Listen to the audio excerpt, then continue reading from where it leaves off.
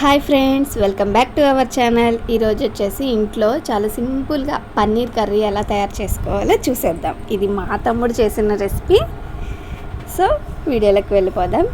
పన్నీర్ని అలా చిన్న చిన్న పీసెస్గా కట్ చేసుకొని ఆయిల్లో వేయించుకొని పక్కన పెట్టుకోవాలి. తర్వాత ఒక 2 టమాటాలు, ఒక 2 ఉల్లిపాయలు మన కర్రీకి సరిపడా అలా బారుగా కోసుకొని ఫస్ట్ ఆనియన్స్ అనేవి కొంచెం దోరగా వేయించుకోవాలి.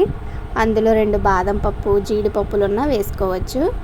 తర్వాత ఉల్లిపాయలు వేగాక టమాటా కూడా మగ్గాలి కాబట్టి టమాటా కూడా వేయించుకుందాం. చాలా బాగా టేస్ట్గా ఉందండి. మీరు కూడా ఒకసారి ట్రై చేసి చూడండి. చాలా సింపుల్. మేమైతే మసాలాలు కూడా వేయలేదు. సో మేము ఎలా చేసామో అలాగే రెసిపీ చెప్తున్నాము. సో టమాటాలు మగ్గాలి కాబట్టి కొంచెం టైం పడుతుంది. టమాటాలు మగ్గాక మనం ఏం చేయాలంటే అవన్నీ మిక్సీ వేసుకోవాలి.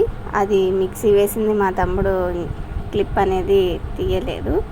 సో ఇప్పుడు పొయ్యి మీద ఒక ప్యాన్ పెట్టుకొని అందులో మన కర్రీకి కావలసిన ఒక స్పూను 2 స్పూన్లు నూనె వేసుకోవాలి. నూనె వేడయ్యాక జీలకర్ర,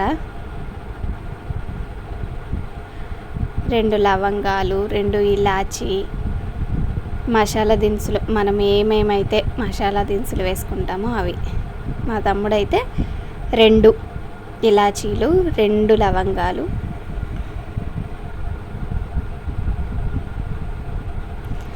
దాల్చిన చెక్క, బిర్యానీ ఆకు వేయాలి. అవి వేసుకొని వేగాక మనం పేస్ట్ చేసి పెట్టుకున్నాం కదండి టమాటా ప్యూరీ, అది వేసుకొని లైట్గా వేయించాలి పచ్చి వాసన పోయేంత వరకు.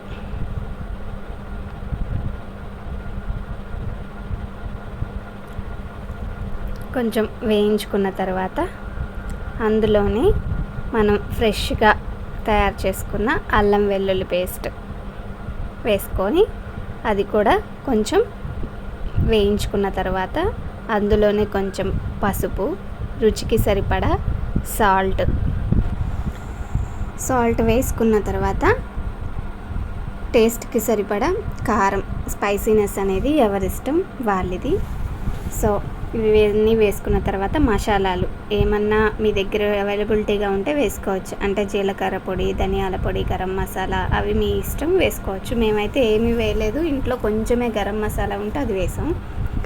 తర్వాత కమ్మటి పెరుగు, కొంచెం పుల్లపడింది కాకుండా కమ్మగా ఉన్న పెరుగు వేసుకొని అందులో అంతా కలిసేలాగా కలుపుకోవాలి. కొంచెం కలిపి లైట్గా ఫ్రై అయిన తర్వాత, ఎందుకంటే టమాటా ఎలాగో మగ్గిన టమాటానే కాబట్టి ఎక్కువసేపు ఫ్రై అవ్వాల్సిన అవసరం లేదు.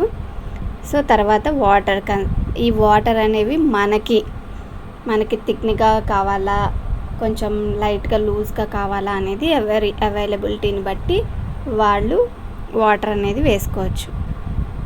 వేసుకున్న తర్వాత చక్కగా అవి అలా పొంగొచ్చేలాగా ఉడుకుతున్నప్పుడు మనం ఫ్రై చేసి పక్కన పెట్టుకున్న పన్నీర్ ముక్కల్ని కూడా అందులో వేసుకొని కాసేపు ఉడకనివ్వాలి.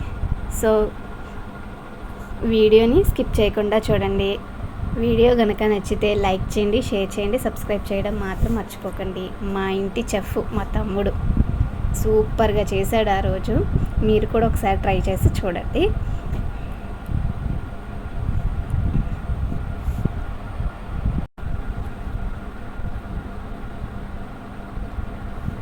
ఈ కర్రీ వండుతూనే పక్కన అన్నం కూడా వండేస్తున్నాడు.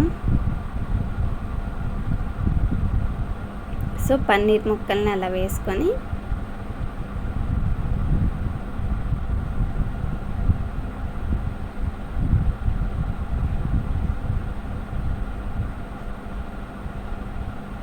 మూత పెట్టి ఒక 2-3 నిమిషాలు ఉడికించుకుంటే సరిపోతుంది. సో ఉడికిన తర్వాత పైన కొత్తిమీరతో గార్నిష్ చేసుకుంటే పన్నీర్ కర్రీ రెడీ. చూసారు కదా ఎంత బాగుందో. Thank you for watching friends. Bye.